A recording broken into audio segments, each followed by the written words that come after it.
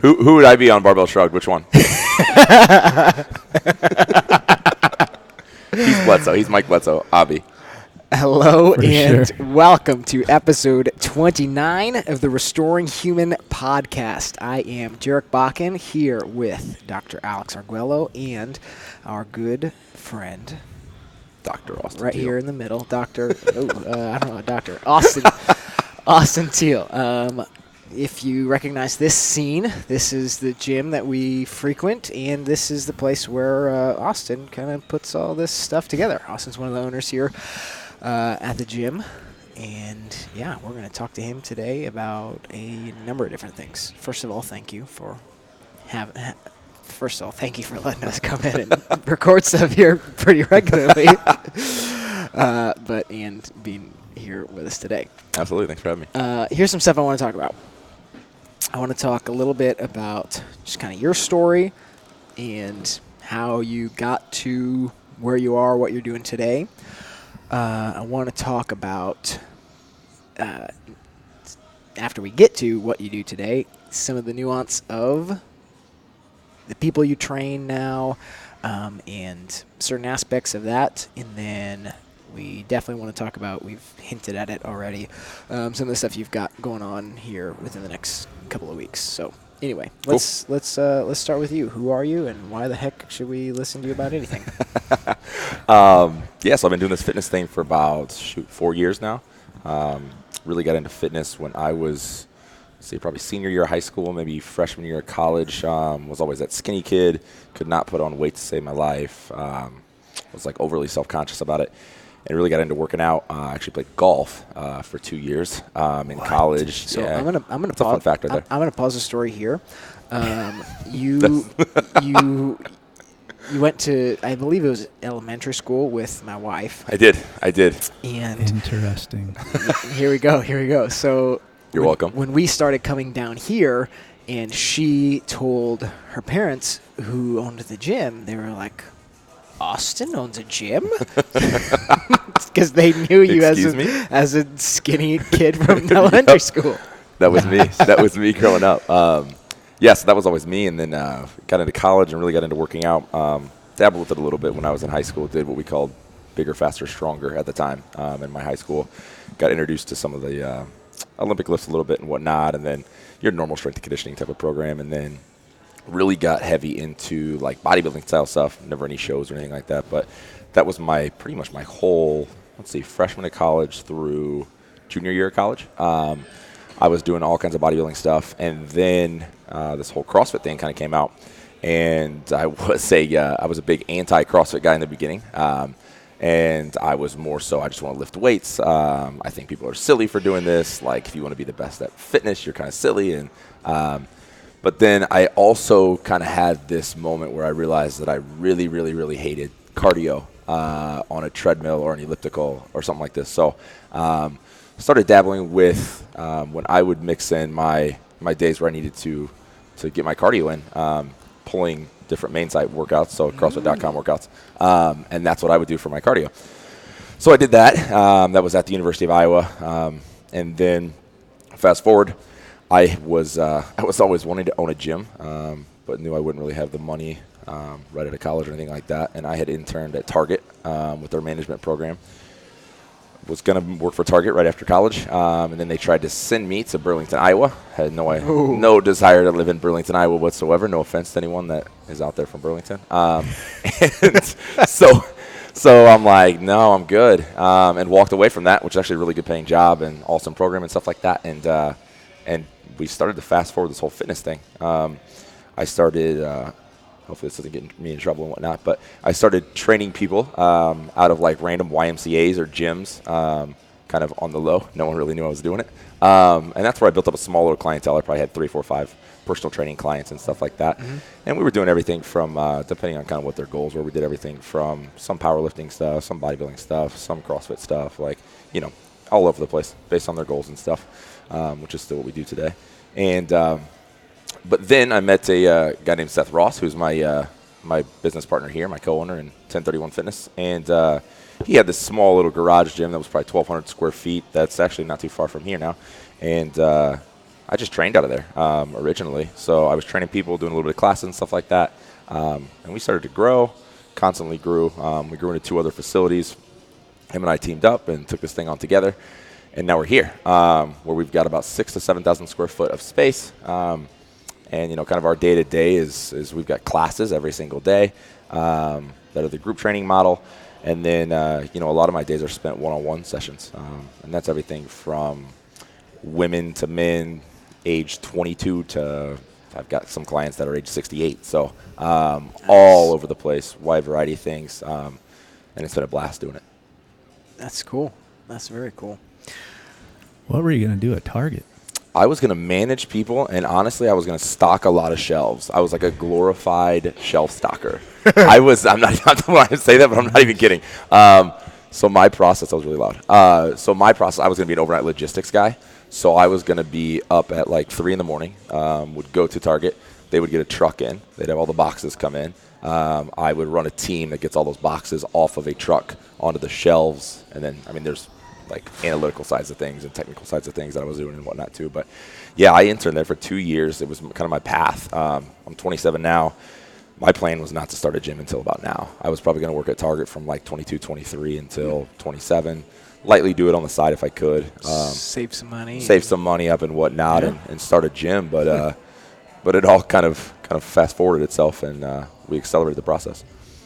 You just didn't like red shirts? I didn't like red shirts. I've thrown every red shirt. You'll notice I very rarely wear red shirts, and it's all because of Target, legitimately. And I don't wear khaki pants very much. That's reasonable. That's reasonable. These pants are green. Yeah, you're good. Good. And they're stretchy. So you said that most of your day-to-day now, your time personally, is actually filled up with a lot of one-on-one stuff. Mm-hmm. More what we would call personal training. There seems to be, and I think just knowing some of the clients that you work with, it seems like you have a decent amount of experience with more of a demographic that's like they may not have ever stepped foot in a gym before. Yeah. From those experiences, what have you learned about, honestly, some of like the psychology of getting people, whether it's motivated or like continuing to do something? Like, what are some ins and outs that you've kind of learned from working with that type of client? The beginner, yeah. First of all, this is it's a psychological game. The whole fitness world and the whole the personal training world. I tell any trainer that we have that comes in, you got to be able to connect with people, and you got to get people to connect with some type of regimen that kind of connects with them. And a lot of that comes through kind of trial and error. We have different things that I will run someone through every time, day one. I'm going to teach you how to squat. I'm going to teach you how to hinge, and I'm going to teach you how to press. And then from there, we're going to talk about your goals, and then that's kind of where we break down the psychology side of things. But what we see, the reason we're such big believers in, at least in the beginning, starting with a personal touch or personal sessions and whatnot, is that it allows us to kind of get to know your psychological side behind what you want and how we can kind of get you to where you want. And the way everyone ticks is different. I could use all 3 of us right now in terms of how all of us tick. We all do fitness every day, but like what makes you tick is not what makes me tick, and what makes you tick is not what makes Alex tick necessarily all the time. And when I come into the gym, I need to know what makes me tick personally and why I'm there, not just from a health standpoint. Because I think we all know that we all can and should and need to get healthier, that we need to sweat, that we need to eat better, that we need to get our heart rate up every day, and move. But the reason why each person moves is kind of what we try to get behind. Because if you can kind of figure that out, I think that's kind of the way you can push past the barriers that they'll run into if they were to just start their fitness journey in January and probably leave by February. And I think that's where you see a lot of people struggle when they do that whole New Year resolution thing, where they walk into a gym and maybe they know how to do some stuff. Maybe they're using weights, maybe using some cardio equipment and stuff like that, but they don't really have anyone to show them and kind of break through that whole thing of, why am I here? What style of training do I like? And that's what we've kind of figured out, a system, I'd say, to help you figure that out.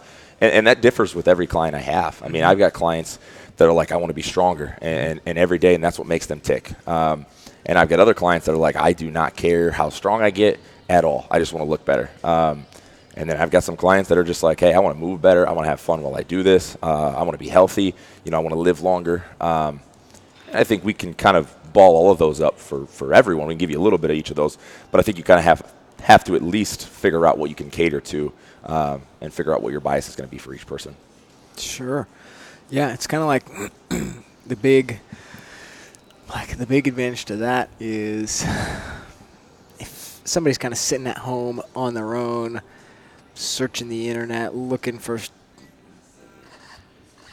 this perfect thing for them, not really having any clue of what's going on, very rarely is somebody going to land on something that's well fit for kind of their goals and what they're going for. But a huge advantage of kind of coming to a guy like you who, like, this is what you do, being able to not hear from them, like, they don't know, oh, I want to, squat this much. I want to be able to run this fast or whatever. It's more, they're kind of coming at you with more lifestyle stuff and, like, yeah, I just want to look better. And then you're able to be kind of more of the background. Okay, this is how we can do this, and I'm just going to simply tell you what to do, and you don't have to worry about all this stuff. That's what it seems like. Yeah, I think you're 100% on with that.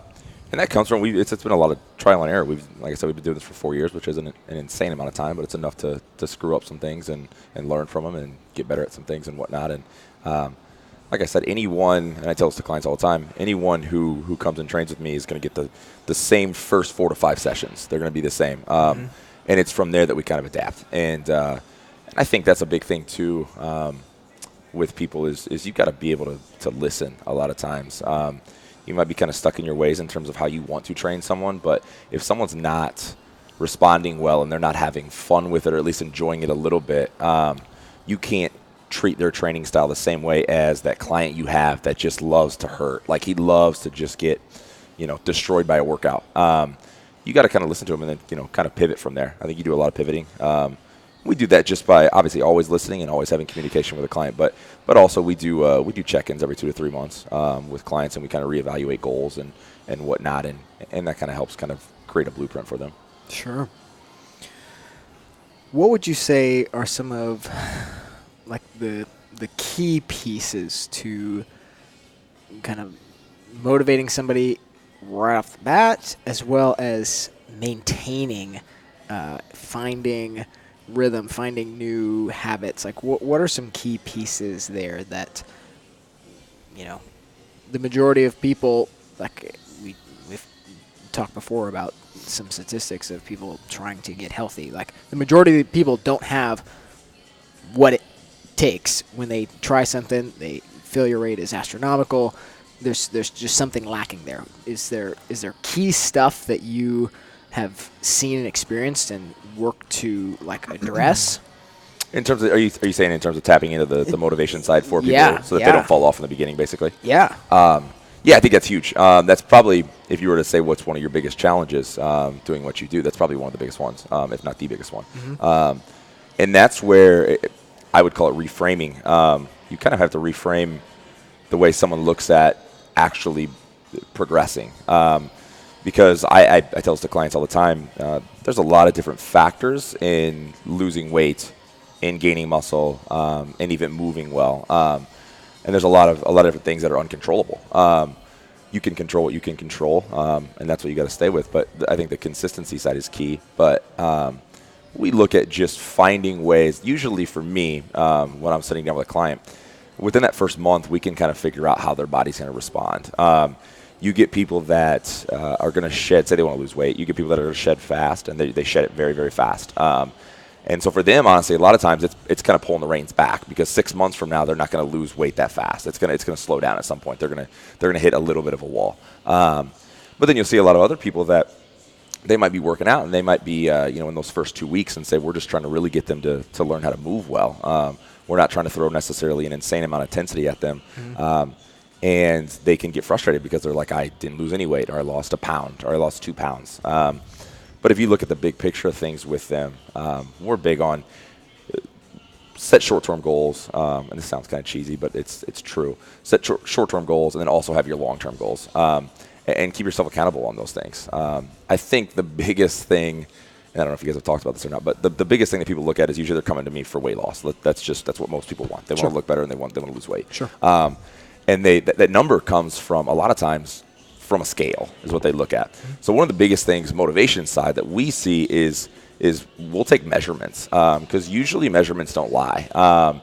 Someone could lose 2 pounds in like 6 weeks, but they could have lost 12 inches. And that excites people. That usually gets people amped up. And if you can get them still progressively moving forward, that's where you start to see people just kind of hang on, and they'll kind of hang on. And then usually there's a breakthrough moment in terms of things. Like in the beginning, I'll be honest, there's probably, I'd say sometimes there's 50% of clients that I have in that first probably, we'll say 8 weeks, that it's all about hanging on. Like we got to hang on and realize that like this is a slow process. It's not going to be fast. Shows like The Biggest Loser have kind of ruined everyone's head. Like their head's all screwed up. Like I'm going to lose 60 pounds in like 6 weeks, like this insane amount. But it's not realistic. And it just sets you up for failure too, is the reality thing. So I think our job is yeah, exactly. And our job is to really educate them on, what's the average amount of weight that someone could even lose a week that's healthy. And whatnot, and then they start to get the big picture of things and whatnot. But like I said, I mean, it really is. It's all a psychological game. It's all tapping into, okay, what makes them tick. Maybe in the beginning they're getting frustrated because they're not losing weight, but they get amped up every time because they like to do CrossFit style workouts and time their workouts and see what their time was compared to someone else's time, or what their time was compared to their own time. So honestly, I don't know how I forgot about this, but this is really one of the bigger things I do. Honestly, what I do is I have in those first 5 workouts, I have like kind of what I call baseline tests, and it'll be a workout. So for example, anyone comes in here first, I'm going to teach them how to squat. I'm going to teach them how to press, and I'm usually going to teach them how to hinge, so how to deadlift something basically. I'll have each 3 of those, and then we'll put them in a workout and say it's going to be 15, 12, 9 of each of those. So I'm going to do 15 of each of those movements, 12 of each of those movements, and 9 of each of those movements. Before I do that, they're going to get on a rowing machine. They're going to row 200 meters. At the end, they're going to row 200 meters. It's enough for them as a beginner to make them start to get a little gassed. But I also never want to kill someone that first workout, because that can be very discouraging, and it's very common. Like there are so many trainers out there that will just beat you into a wall that first day, and it's extremely discouraging. And honestly, I probably was that trainer like 4 years ago. So again, you've learned from your mistakes. But so we'll take that workout, and then say 6 weeks from now, we'll do that same workout again. Sure. And 100% of the time, they're going to do better. Sure. So seeing things like that allow them to have some encouragement. And even if, maybe they only were a minute better with that and whatnot, but the fact that Sally wasn't breathing heavy. Yeah, they can measure it. So Sally wasn't breathing heavy like she was then, and she didn't feel like she was going to throw up her breakfast that second time and whatnot. And so she could do a part B to that workout if she wanted to. So those are ways, and that's what's so cool about, the style of fitness that we do. And this is not just me as a personal trainer, but we do here at 1031, and just, a lot of people are doing now, especially in the CrossFit world, the group training world, is we're really just making a game out of getting healthier, basically, and just moving better. I mean, that's kind of what it is every day. We have these scores on the board and whatnot, and some people are incredibly competitive about it, but really it's just a big game. You're saying, okay, this is a workout that I don't know. This is a workout that I don't know. Coming into the day, I just walk through these doors. I don't know what's going to come at me, and then I'm going to do it, and I'm going to do it like with these people. And some people view it as like against those people. I view it as like with those people sometimes. But it's cool, it makes it fun, as opposed to, again, if this is how you jam out to fitness, that's fine. But I don't like to go in and hop on like an elliptical for 40 minutes and like watch daytime TV. Like that doesn't get me amped up. Well, there's 0 people that like to do that. Yeah. But that's just what they've been told to do. Right. Yeah, exactly. So that's what I think is cool. And that's how you kind of help tap into that motivation side. Yeah. If you think you like to do that, you're just lying to yourself. I try to take the nice route, and you want to tell people, no, you don't like it. You don't like it. Yeah, I mean, I see there's so many similarities into what I do with chiropractic is, eventually when we want to get somebody to a point where they understand that chiropractic is just important for overall health. Like if they want health, vitality, long life, and not miserable and sick, then they have to be taking care of their spine and nervous system. But before they ever understand that, they're coming in most likely because they have some sort of a symptom. So same people coming to you, they want to lose a bunch of weight. Yes, you're going to most likely help them meet that goal, but you're also going to be explaining to them that exercise is just important for overall health. So that's why you really should be doing it, and that's why you should do it even when you hit this goal that you want to hit. Because if you stop, then you're just going to go back to where you're at. But even if you didn't do that, you're still not doing exercise for the right reason, which is, again, just overall health and vitality, what you want, really, if you think about it. Yeah, I think you nailed it there, because the other thing you see that we didn't even talk about is you see a lot of times people maybe they have a goal, and that's great, and so maybe we hit that goal. But then when we hit that goal, where's our motivation from? Like, if we were just working out for that goal only and not kind of falling in love with that process and understanding, which that comes down to us too. You have to educate them. I mean, same thing with you with chiropractic. You got to educate them on terms of why they're coming to you, what you're doing, and whatnot. Same thing with us. We got to educate you and let you know that this has to be, a lifestyle change, and not just like, hey, I got to be beach ready for my trip to Cancun in 2 months.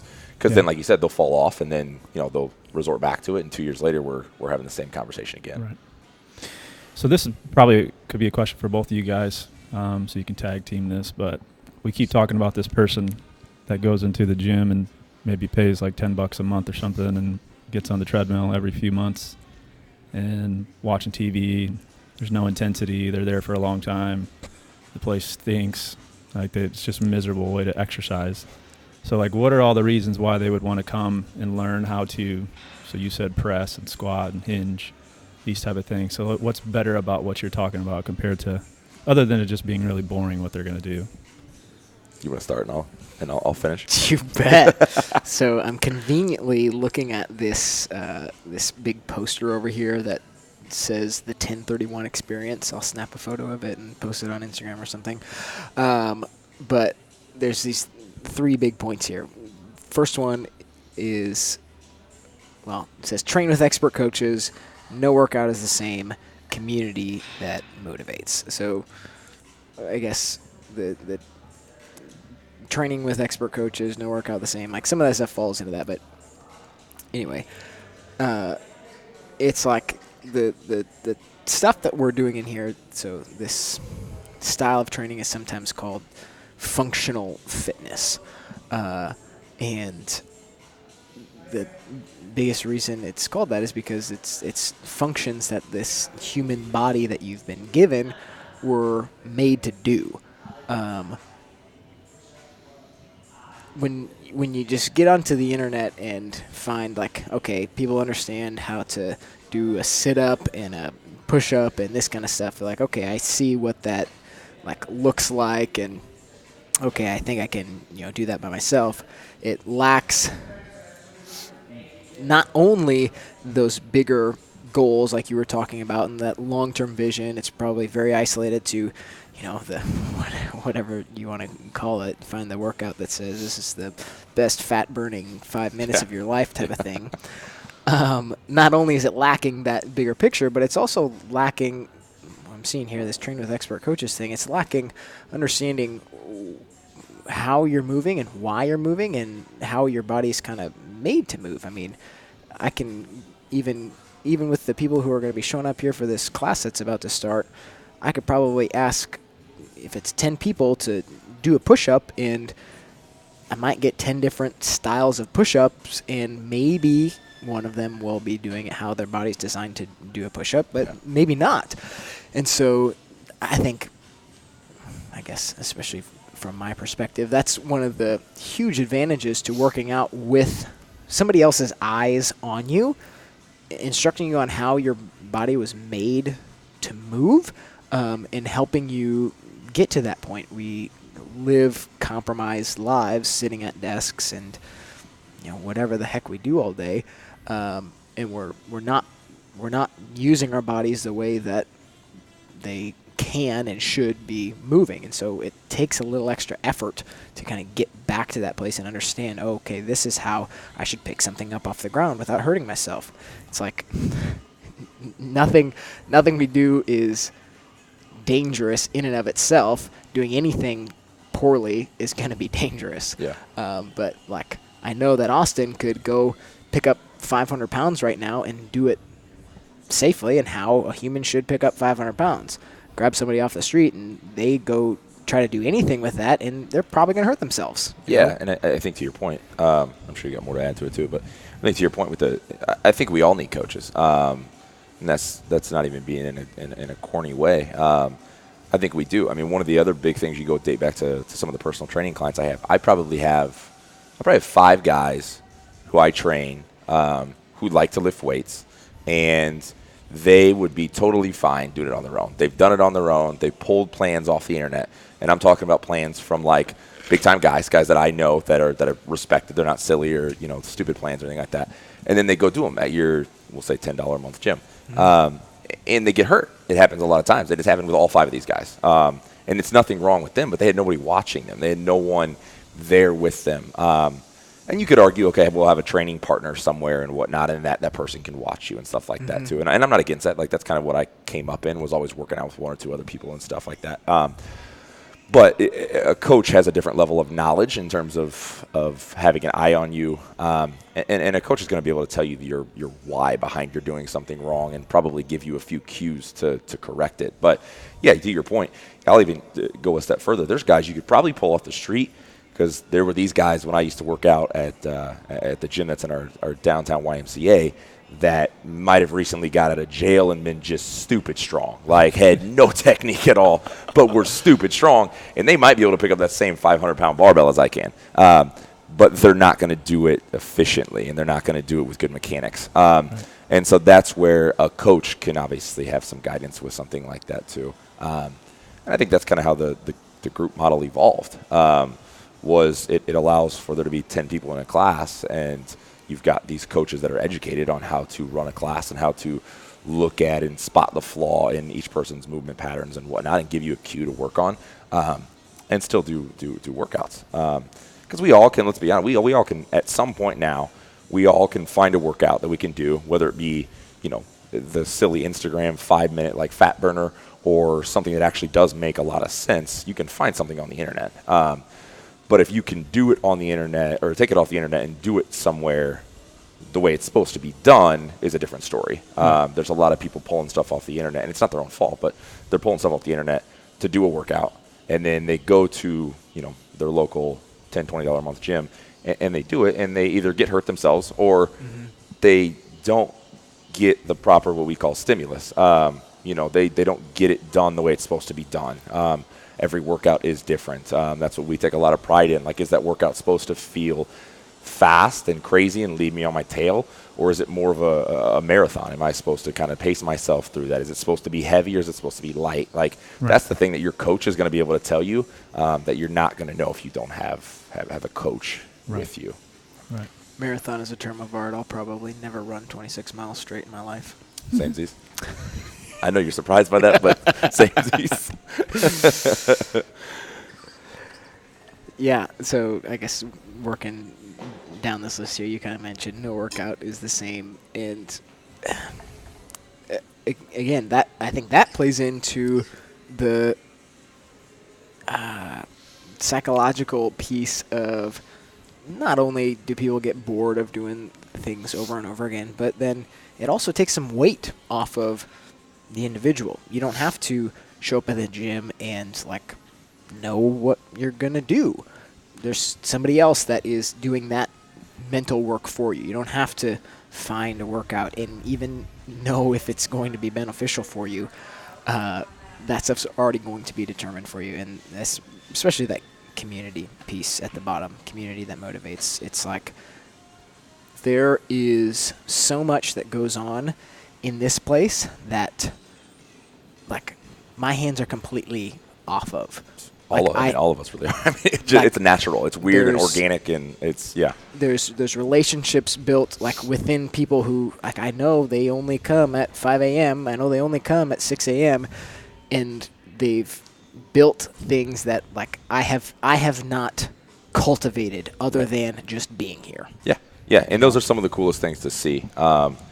You really can try to recreate them, mirror them in other settings, and it just doesn't happen for whatever reason that is. And going back to touching on the every workout is different thing, I don't care really who you are. I'm sure there's plenty of studies on this. I don't have anything specific, but I'm sure there's plenty of studies on this. I mean, psychologically, you are wired to enjoy it a little differently when it is different every single time. It doesn't seem repetitive. I mean, I found myself seeing that even back when I was doing only, say bodybuilding stuff back in the day, where I don't want to hit bench press sets of 5. Even really a lot of times I don't like having to do it for like 4 weeks straight. Like I feel like I'm like let's switch the number up, let's change it up. And there's a lot more detail that goes behind that and whatnot. But I don't want to see the same thing every time. It's not as fun. And I think people just enjoy variety and variance every single day. And I think there's this weird side of us that, like, not knowing what you're walking into takes all the excuses out the door. You walk in, and the fact that you didn't know that you were about to walk into having to bike 20 miles or something crazy like that is a different level, because if you woke up that morning and you maybe knew you were already going to bike 20 miles, I think a lot of us would just sleep in. Yeah, and honestly, I think it's even a level of, they call it the unknown and unknowable. I think it's something that we really need because of what our lifestyle has become. Our days and our weeks, down to the hours and minutes, like they're all regimented and scheduled, and we know exactly what to expect. I know that I can probably eat the exact same thing week after week, and like I can probably go to bed at the same time, and everything is like completely boxed in. And so that's not how life in the world has worked for a long, long time. But that's kind of our reality now. And so to have just kind of this element of like, oh, you're faced with a certain type of stress, and now I've got to figure out how to deal with it, I think that's really good for us to figure out how to adapt to it. And I think it's why you see a ton of, there's all kinds of studies out there, why a lot of entrepreneurs love these style of workouts. Sure. I think especially when you work out in the morning, if you set the tone of your day by kind of conquering something you didn't expect, you didn't know what's going to come at you, because you look at all these entrepreneurs or business owners and whatnot, we run into things that we didn't expect to have happen every single day. And so when you know that you've already done that inside these walls from a workout setting, I think mentally you're in a different place, and it's beneficial. Yep. Yeah, that's good.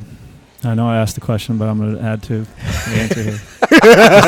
Go off of what you guys were talking about there. There's a functional aspect of it, right? So if I actually learn how to press something properly, bend over and pick something up properly, squat down properly, most likely that means I'm going to be doing things more efficiently. That means I'm going to be doing things more safely, which means that that's probably going to go well for me for a long time, right? If I just go in and walk on a treadmill, I'm not learning anything other than how to walk. Yeah. If that. Right. You might be. You might be doing that wrong. Right. So that helps you in no other, that doesn't help you in any other circumstance in life other than just walking.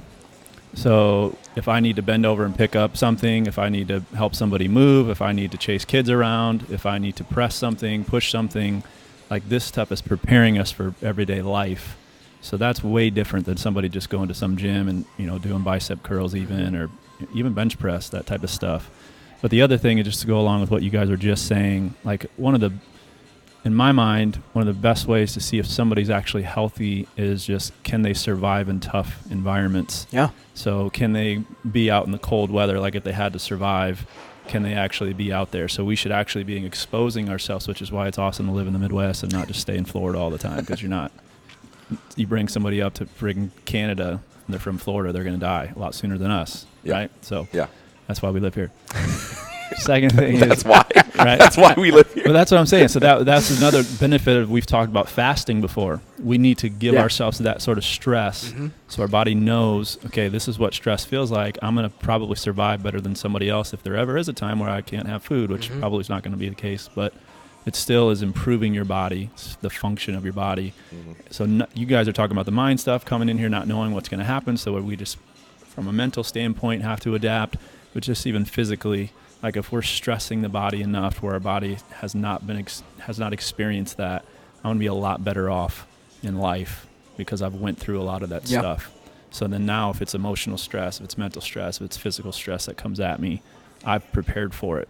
because I'm here every day doing what I need to do in the gym, you're never going to get that with just walking on a treadmill or elliptical, or even just the typical dude workouts that go to those gyms. Yeah. You know, you might be trying to press out an extra rep. That's the stress that you're looking for. Right. Yeah. But all the other stuff that this type of working out gives you, Right.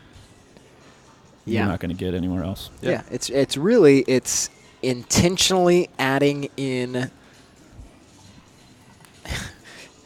Intentionally adding in, I guess you would call it stress, but a situation where you have to adapt. I mean, we've talked before about, like that's how you build muscle. You strain something, create a place where it needs to adapt, like at the base level. But it's like we need to do this with how we're doing a lot of things. We've talked about it with the food. We're talking about it with the exercise. It's like because we are so regimented, we have to be intentional about adding in these things that are going to like force us to have to deal with it.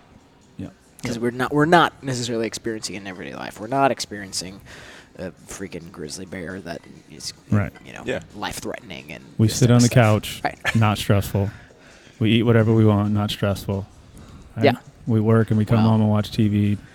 We eat things that create other types of stress in our body. Right, but I mean, just like it's not challenging, right? Yeah. Like thinking about food, Yeah. having to go get my food. Right. None of that is Right. any sort of stress. It's we can call whatever we want. We could go wherever we want. Just get food. We don't experience too many things that are like, whoa, I didn't know that was going to happen. Except emotional stuff. But then now, because we don't experience that stuff on an everyday basis, now when something emotional happens, it just destroys most people. Yeah. And their health deteriorates from it because they haven't intentionally put themselves in environments where they have to respond and adapt accordingly. I think that's not to go too far in depth on that too, but that was something that I found that people ask a lot of times, like, why do I need to do these type of workouts in your gym? Why can't I go do them at the Y or that gym that's $10 a month in Purple and like things like that. We've already talked about this. And so the biggest thing is like I used to try to do that. I would try to do these style workouts in what we had as like a rec center. And what you find yourself end up doing all the time is you're going to cherry pick things. You're gonna do the things you're good at. So I'm not going to do the workout that had the 3 movements that I'm terrible at. I was just watching a video. I don't remember what athlete it was, but a CrossFit.com workout, and this guy was talking about there was 3 movements, and he had to run, he had to do wall balls, and box jumps. And he was like, I am okay at running, I am awful at wall balls, and I'm good at box jumps. And you see that almost with every workout. Like if there's 3 movements, there's probably one I'm going to be pretty good at, there's one I'm going to be okay at, and there's one I'm going to suck at. But if I force myself to go into that stress of still doing the thing I'm bad at and then still doing obviously the things I'm good at, the adaptation is going to be different than if I just went to the Y and did the same things that I know I'm pretty good at, and I'm not getting out of my comfort zone with those either. Right. That's good. Yeah, that's cool. So you have a fun, unique event that's going to be starting here at the gym in a couple weeks. Can you fill us in a little bit about what the heck that's all about? Yeah, so we've got what we call the 1031 team trim down this year. We've done a trim down last year and in the past, which is just your typical 6-week weight loss challenge. This year we wanted to kind of put a tweak on things. We spent the last year kind of diving in, I guess you could say, to different reasons behind, like we talked a little bit about this, but why we all train and whatnot. And so one of the 2 biggest things that we see is people either work out here to lose weight, and we'll say more so fulfill a certain image that they want to look like, or there's a performance side. And those are 2 of the main ones that we see.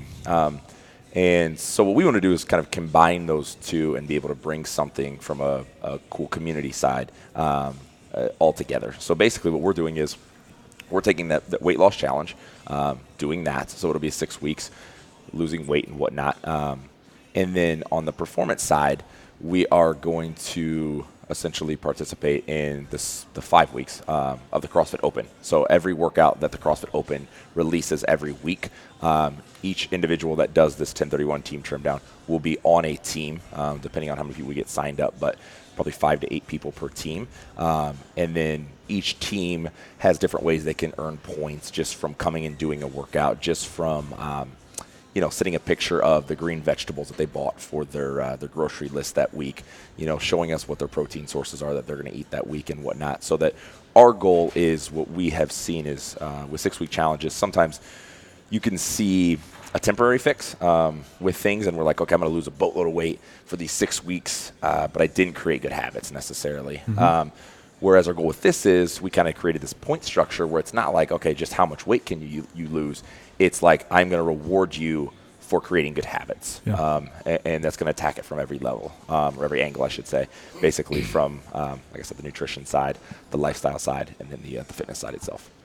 Yeah, because, I mean, we talked about this a couple weeks ago, but that was so I was one of the coaches for this whole shindig last year, and one of my big issues with it was I was trying to help these people participate in this kind of weight loss challenge, and it was a good thing kind of in and of itself, but it's like that competitive piece to it was almost like, okay, there's this thing in the back of my mind that's like, let's lose weight at all cost. Yeah. Yeah. And not necessarily like teaching them, okay, this is how I live the other 330 days of my year, Yeah.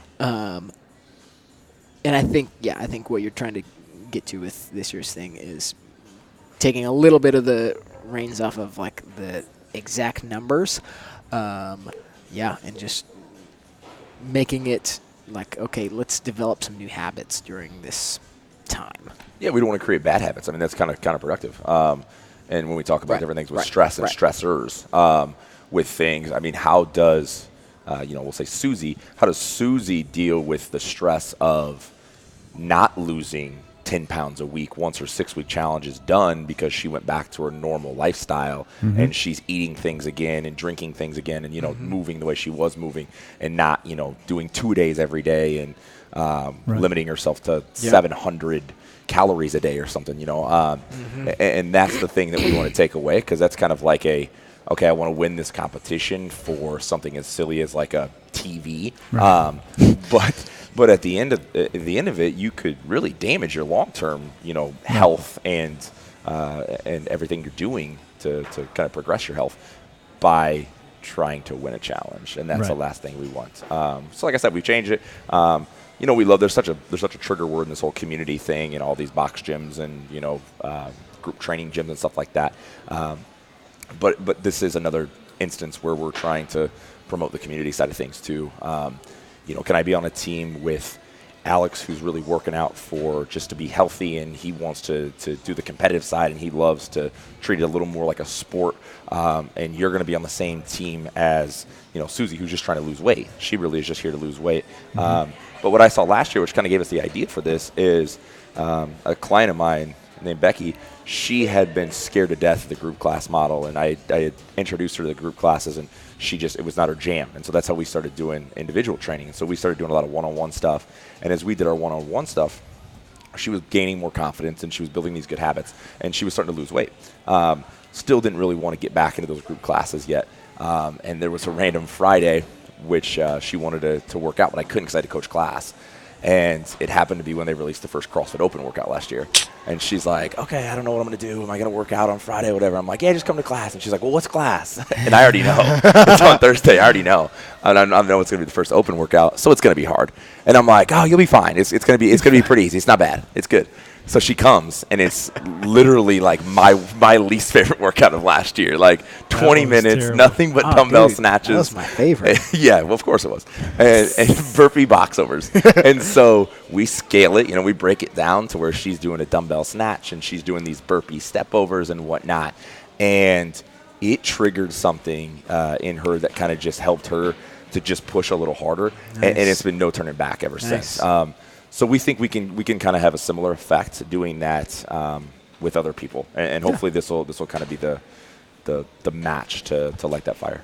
Yeah, I mean, so what's really cool about the CrossFit Games Open specifically, and that's this 5-week thing that you're referring to, is it's this big pool of literally the fittest people on the planet, and down to people who, like, they've literally never done this type of thing ever in their entire life. And the way that it's structured is completely scalable to both ends. And that person can, right next to the fittest on earth, do something that looks very similar, and do that side by side. Yeah. And both extremely beneficial for both of them. Right, and that's and that's the cool part. And we've taken for people that are interested in doing this with us, we've taken out really that competitive side of, like, okay, how fast did you do that workout with this team trim down? It's not about like, okay, Alex is awesome at fitness and the CrossFit side of things from a competitive side, so his team's going to be stacked because they have you. Because someone can get just as many points by eating well that week, meal prepping their stuff, drinking enough water, all these, getting enough greens in, and this, that, the other. And there are other ways to get those points, so that I think we can create, kind of a habitual atmosphere, as opposed to just this competitive atmosphere in itself. That's good. Super cool. How do people find information for that? If you go to our 1031 Fitness Facebook page, we have a link on there. Otherwise, I will give you a link to drop below this as well. Perfect. And we can get signed up there. Starts the 19th, so what is that, 10 days? No, yes. that is 10 days. Yeah, 10 days. Yep. What about you personally? How do people follow you? Because you're doing this thing, this big health challenge right now, aren't you? I'm doing a Chick-fil-A challenge. If you want to see what it looks like for someone to eat Chick-fil-A, 1,500 calories every day. You can follow me. That's all on Instagram. It's AYYTEEL, Teel. Is there some health? Is there anything to do with health? I'll break this down real quick. We'll end it with this. So this is where this is all sparked from, and not many people know this. So back when I was in college, it was when I was getting into this whole fitness thing. You probably remember Chad Ochocinco, the wide receiver. Yeah. Chad Johnson. So he put all these YouTube videos out there where he would eat McDonald's all the time, and he would say shredded, and he would be jacked and all this stuff and whatnot. So I'm like thinking to myself, and I thought of it recently, because back when I was in college, I'd have all these guys, and they would be like, well, I'm just going to eat McDonald's because that's what Chad Ochocinco eats, and he's jacked. Like, I can eat McDonald's all the time. And they constantly would realize that they cannot stay jacked like that. So it's a spark of conversation, to be honest with you. We've got blood work taken and whatnot to see that side of things, so that'll be cool. Nice. If you guys might need to talk about that. And then so after 30 days of it, 1,500 calories every single day, except for Sundays because they're not open. And I'm not going to reheat some chicken nuggets. I'm against it. So we'll do that for 30 days, and then I just want to discuss it afterward, kind of open up a conversation, kind of like we're having right now, to look at all the different factors in. I think you guys did a podcast on this, but in eating for health versus eating for performance and eating for aesthetics. How you look, and there's a reason why a bodybuilder eats one way, and someone else eats another way based on what they are doing and stuff like that. So it really, as crazy as it sounds, it is to spark a good conversation. And if you want to know, I am almost sick of it already after 9 days. 9 days. So 9 days. So Actually, have you been there today? Maybe it's only 8 days. I have been there. I have been there today. Okay. I have been there today already. 9 days. But you can follow that along. It's on Instagram, AYYTEEL. AYYTEEL. And really, we're just having you on the show so we can siphon some of your Instagram followers. So. I'm cool with that. Are we done? We can be. Why? Unless you got something else. I just got to go on a soapbox real quick. Yeah. Do it. So I have a patient that I'm really trying to help with something really serious with her health, and we've had some good success with what we've already done, but she's kind of moved. She's received some feedback from other healthcare providers, so now it's kind of like, what are they saying versus what am I saying, and it's not lining up. So what that's turned into is this other healthcare provider potentially is covered by her insurance, where what I do is not. So there's that whole thing that plays into it. She would love to do what this person's saying or not do what this person's saying based off of that. But it got to the point where we were just like, okay, we have to do it. So she asked her insurance if what I was going to do for her was going to be covered, and they said no. And So she told me that, and I said, well, why don't I just contact this insurance company and see why not? So basically I said, why don't you guys cover chiropractic?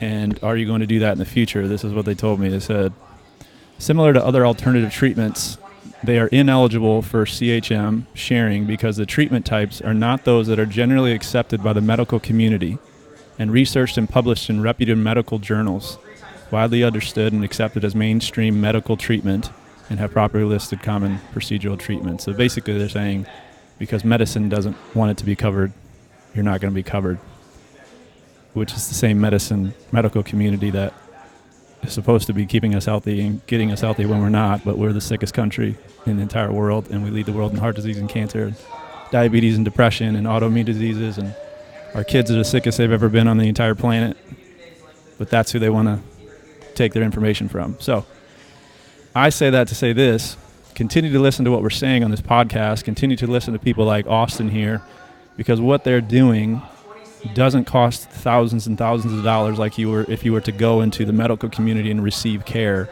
But what they're doing is way more beneficial, and it's going to prevent you from having to enter into situations like this where now you need some sort of insurance company to decide what kind of care you're going to get. Don't end up in that situation, right? Eat what you're supposed to eat, exercise, sleep, take care of stress management, all of the things that we try to talk about. Get together with people that know what they're talking about for those things, so you don't have to deal with this bull crap and basically take health out of your responsibility, right? Keep health being your responsibility. You're going to be much better off for it. Cool? Is that how you mic drop? Is that a mic drop? That was me dropping my mic, yeah. Cool. Thank you for listening in. Check out Austin stuff, 1031. Is it 1031fitness.com? Yeah. Is that yep, how 1031? Yep, 1031fitness.com. Facebook's probably the Facebook's cool easier too, yeah. way to do that. Yeah, cool. Hopefully, maybe you'll get some folks off the podcast. Maybe you do. That'd be awesome. Maybe we get some of my followers too. Yeah, That would be that would be great. We'll stop this so they can turn the music up and lift heavy things. And then I need you to take a picture of me with this microphone on. Run and scream. Oh yeah, deal. So that I can put it on Instagram. The camera? You got your camera here? My camera's not working on my phone. Hey, can you take a picture of me with this? Can you take a picture of me with these guys? You know I can take a picture of you with